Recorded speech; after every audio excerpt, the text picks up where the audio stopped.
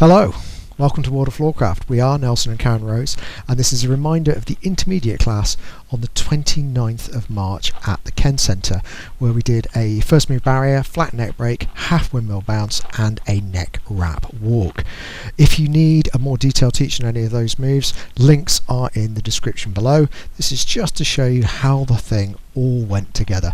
So we'll start off left to right for that first move barrier, and it goes like this, goes 7 and 8. We go a back, in, twist, keep it low, into the barrier, big return for the flat neck break. We come in, change hands, carry on through, half windmill bounce, we go sweep and a block, bounce back, over the left, over the right, return into the neck wrap, little touch and back, and then we had a walk, away, face, return and back, and that was the whole thing.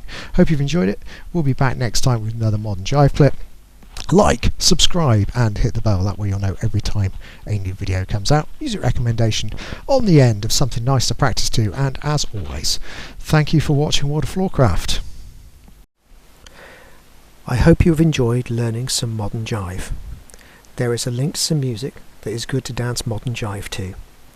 Thank you to everyone who hit subscribe. You are helping us to make more clips. Thank you. Keep dancing.